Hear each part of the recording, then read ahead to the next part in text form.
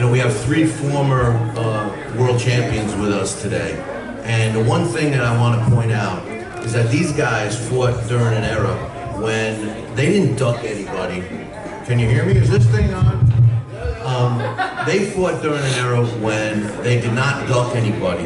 Very unlike today, and very unlike a fight that we're going to be watching tomorrow. All three of these guys share that in common. And it's important for the history of the sport because it's changed a lot since then.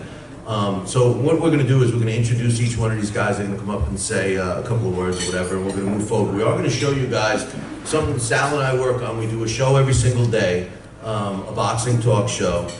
But we're working on a special series that's going to start airing in the fall, and we're going to show you guys one of the pilot episodes that we filmed here at the Sea Palms a few months back. So you guys are going to see it before anyone else does.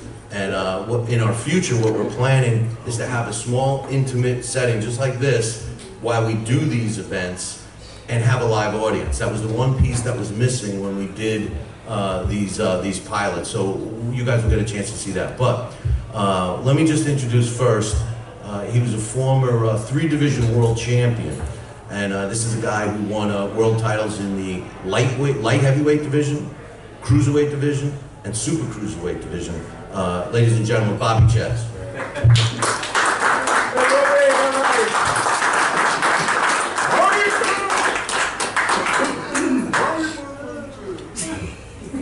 Here comes the bad part. You know, it's when I turned pro, I was an honor student in high school, graduated 6th in my class. I'm gonna have to kick your ass again, Ray. Oh, you was dreaming. Anyway, at the time that I decided to turn pro, I had 4 partial pre-med scholarships offered to me and a senatorial appointment to West Point, a free ride. And not a lot of people know this, but I'm not a religious person. I don't believe in God. I'm an atheist. And I had to really settle with myself. Do I turn pro and forgo those opportunities or take them? And deep down in my heart, I still wanted to live forever, even though I wouldn't be in heaven. So I turned pro because I figured if I won a world title, that would put my name in the history books for eternity. As fate would have it, I didn't win one, I won 3 world titles, fought in 6 different divisions, and acquitted myself pretty well. But if you take a deeper look at things, and this is, trust me when I tell you it's not a pleasant thing to talk about for me, but my childhood was pretty screwed up.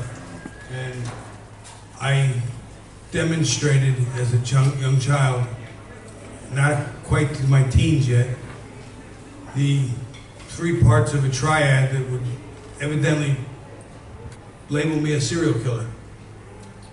But my father forced me to get straight A's, beat me to get straight A's, beat me to do well in the gym. I had no time to think about bad things anymore. So boxing actually wound up saving my life.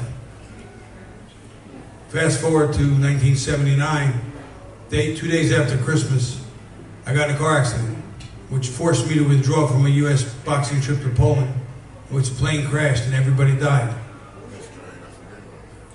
I'm not supposed to be here. 10 years ago, I was in a bad car accident in the back seat of a car with a designated driver who fell asleep, hit a tree, and the Mercedes blew up. And I was in the back seat and caught fire, and I was medevaced to Jersey Shore Medical Center. And they told me they have no idea why I'm still here. So I don't know if I still have something left to do. Maybe I do, maybe I don't. But I'm hoping I do. But boxing has been the highlight of my entire life. And I wouldn't trade it for anything in the world. Thank you.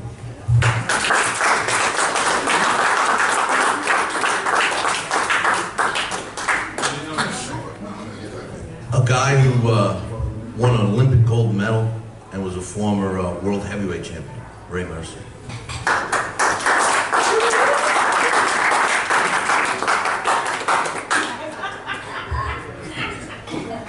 Mine ain't gonna be as long as Bobby's. And I wish it was longer too, man. This is the shortest you ever done. Bobby, what's up? What y'all got, watered down liquor back there? Let's get it straight. And I want to thank my man right there for the Cuban cigars. This will be my first one, and I am going to smoke it tonight. I want you to know that. I just want you to know that. Boxing came to me. I was by the way, I want to thank my man over here. I want to thank all the veterans in the house for making this possible for us to have this event tonight. I also did 10 years in the military. That's why I learned how to box. So I just want to get up here and I love boxing, but I just did it to get out the field, and it turned out to be something great for me. So I'm like Bobby Czyz. I don't know if there's something else greater for me or what. I got too many kids. I got my wife. What else is there for me? So then, you know what? I'm gonna go over there and get some crab legs. That's what I'm gonna do after I show. They got crab legs over there. What we got? This good. That's the best thing ever. Cuban right here. I'm telling you right now. I'm gonna turn this into something else later on. But anyway, I just want to let y'all know, man, it's a pleasure being here, and I'm glad that Sal, invited me down, man, for the fans and all that, man. I'm just stoked, and I want to thank you, Sal, for everything. A couple of years ago, we had the same event. We ate and drunk him out of house and home. That's why there's no top shelf liquor back there. They got everything over here, over there. They got the crab legs, they got the Hennessy, they got the Grey Goose. They got Tito's. Thank y'all.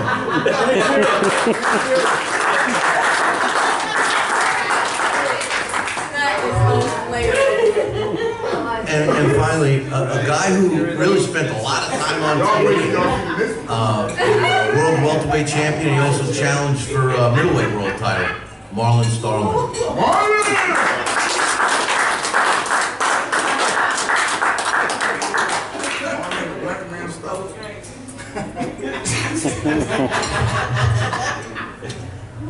Hello, everybody. Well, boxing was it was a blessing for me. I was playing midget football when I was about 10 or 11, and they ran a play my way, and the crowd, they blew me out. And everybody said to me, "Well, if it wasn't for you, we would have won. If it wasn't for you, we would have won."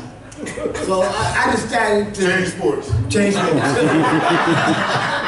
I decided to go to a gym in a South End neighborhood of Hartford, Connecticut, called the Bellevue Square Boys Club. I went in the door, I looked in the door, and I seen guys in the ring, boxing and everything. And I had a little guy that weighed about maybe 100 pounds, telling me, he was giving me, come on. I ain't getting in there. I looked at him, I'm not getting in there. And this was like 1968. How old was you? I was about 8 or 9 years old. And I decided to box. And see, this guy was a little smaller than me, so I knew I had an advantage over him. So I got in the ring, and that was when Castle Clay was phenomenal in this state. And as I progressed every year, one of my mother's pet peeves. I come from a family of 7, and I did all the talking. I mean, I talked so much. The reason why I did all the talking because I ran fast. So when I say something to somebody that didn't like it, I can outrun them. As I progressed to be boxing, I was one of those guys that talked a lot, but I ran fast. And in 1970, I started into a tournament called the Bronx Men's, and I did pretty good at that. But I kept fighting, and we had this white guy that was in the north end of Hartford, predominantly all black. He said, we're gonna go to a place called Lowell, Massachusetts. And I fought in a tournament called the Silver Mittens. And I was so scared. I mean, the night before, that's all I thought about. get in the ring, get in the ring. And getting in the ring, it was good if nobody was in the audience. But me looking out in the audience and seeing a lot of people out there, I was, stage fright. And when I come back to the corner, he said to me, Mooch, they call me Moochie. He said, Mooch, you can do it, you can do it. And so after I boxed a few years, I started, like all young guys do, I talked a lot of junk. Because I knew I could outrun them. I talked a lot of junk. Everybody in my family, I come from a family of 7, I knew how to run fast home. I knew how to get, and I thought I was all in. And in 1977, I think it was, 1974, I went to Peoria, Illinois, and I entered into the Junior Olympics. And not too many people in the north end of Hartford, let alone in the state of Connecticut, ever won an Olympic gold medal. So I was fighting this guy, I think from California. I get to the tournament, and I didn't see, we had guys coming in with all different states on the back of their uniform. Nobody knew what Connecticut was. Connecticut, you can get through Connecticut in an hour and a half. So my coach told me, he said, you can do it. That's all I heard him say, you can do it, you can do it.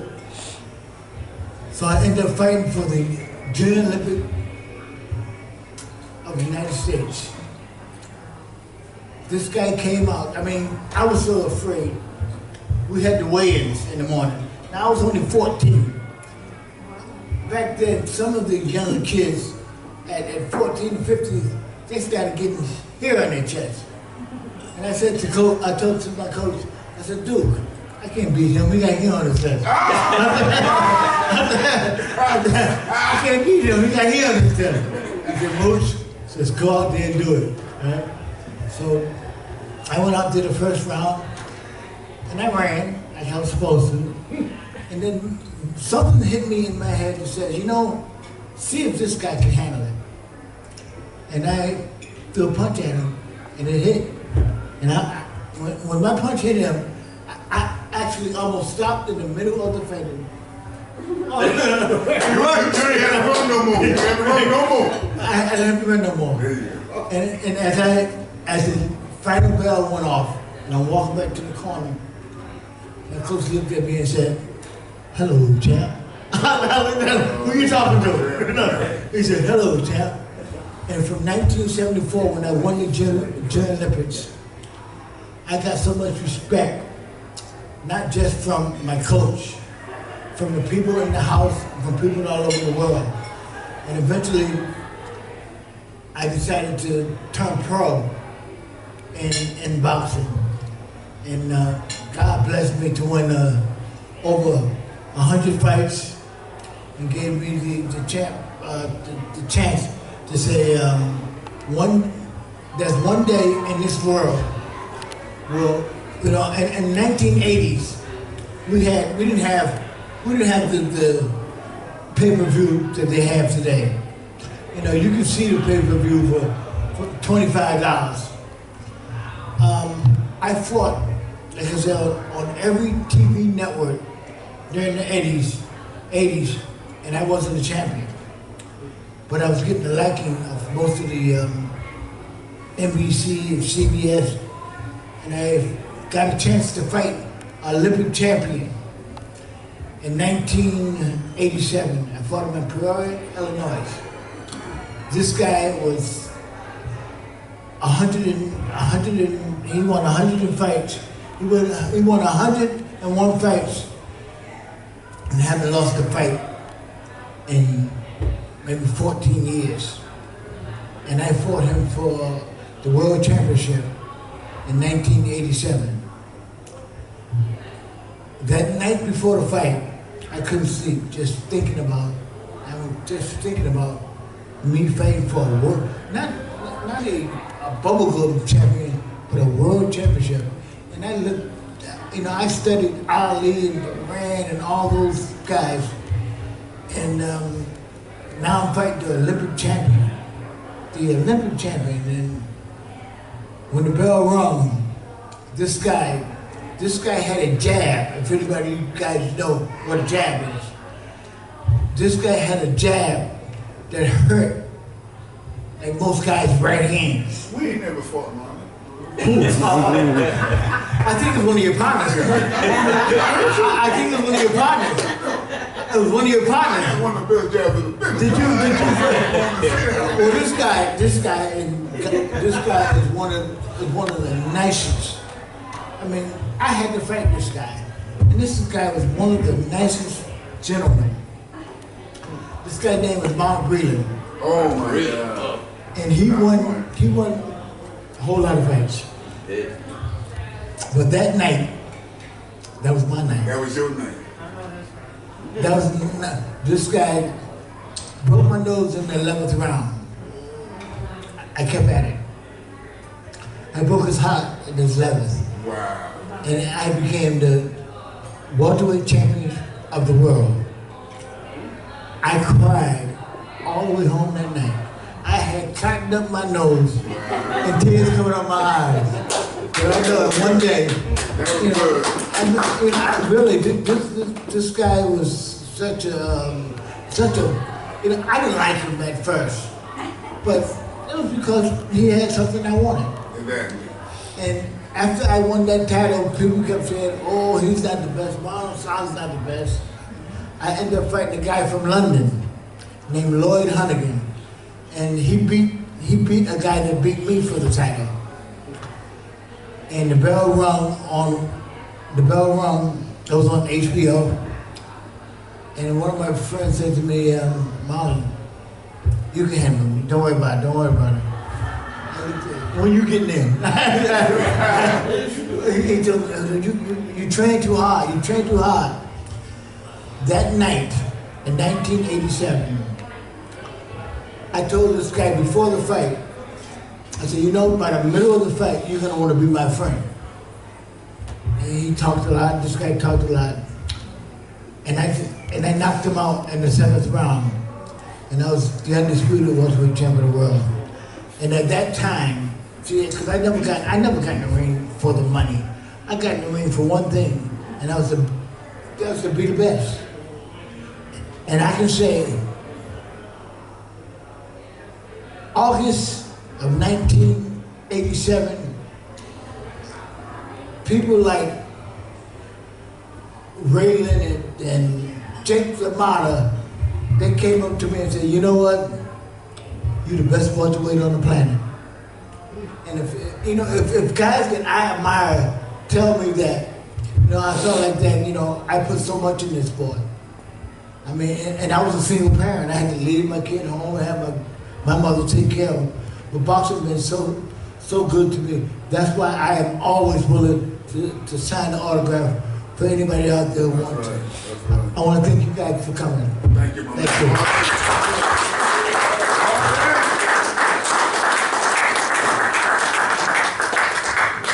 And finally, you know, every day, you all know this guy over here, Sal Senecola. Every day we do a show together. And, you know, I get up real early. We air 8 to 10 every morning. And I get up at 4, I write the show and all this. And every day, it's the same thing. I call Sal, and Sal says, can you hear me? Can you hear me? Should I do any adjusting on this? No, Sal, don't touch anything. You're okay, all right? Can you hear me? Yeah, I hear you, Sal. We're going on in 1 minute, okay? But we've developed a really good chemistry. We have a lot of fun doing it. And, you know, we've introduced a lot of, you know, these 3 world champions. You know, Sal was a top 10 contender, never won a world title. But I got a surprise for you. I got a surprise for you. Uh-oh. I don't know. You was too nice. You too nice of a guy. I'm too nice. We got a championship. Sal, rocking right here, Sal.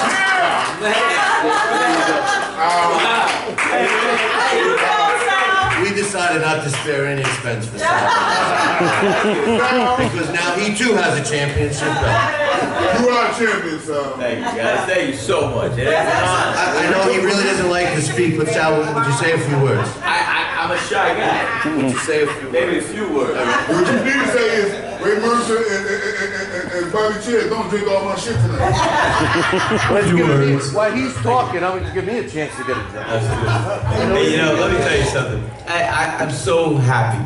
So it is amazing just to see you guys again and meet Marlon for the first time and it's just such a great thing. And I want to thank you so much for coming out here. I mean, you guys honor me with my pizzeria and coming in time after time after time. And Where's the pizzeria? oh yeah, I got a place down the road. Absolutely, 3415 Frederica Road. On the left side. The left side. Depends on which way you're coming from.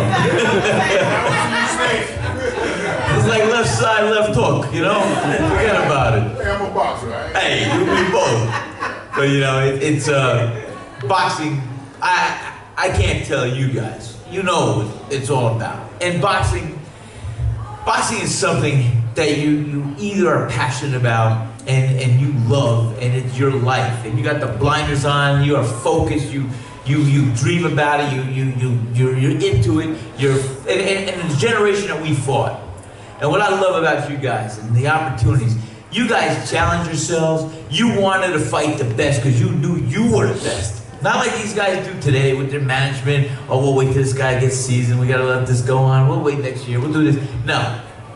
You guys were in the era that drove boxing. It was one of its greatest, latest, and last areas and eras where you challenged yourselves, you rose to the occasion, you fought the best, who was supposed to be the best, and you became the best. And that's what it was all about.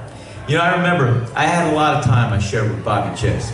We fought in the amateurs together. We toured the United States boxing teams over against the other countries. And I too, after we returned home from Canada, we got the phone call. We were supposed to go on a flight to go to, we fought against the Canadian national team with the United States team. And we both landed. Shortly after that, I got the call from Colonel Donald Hull. I don't know who you got the call from, but I got the call from Pat Nappy, and they said, hey, we want you to go over to Poland, one of the last international fights before the Olympic trials. I couldn't make it because I had a bad shoulder, and Bobby, he didn't make it, and all I wanted to do was fight. And I have to thank Dr. Alan Levy, the sports doctor from New York Giants. He basically insisted that I miss this flight, this plane, and that's the same flight that Bobby was supposed to be on that did crash in Poland. I got a car accident, broke my nose and my jaw. I know. And I just had an injury, and I couldn't fight for a while, and they told me not to go on the fight, so that was it. And Wait a minute, didn't you fight recently? Oh yeah, that was a fight. Hey, you talking about wives? No. That's my champion right there.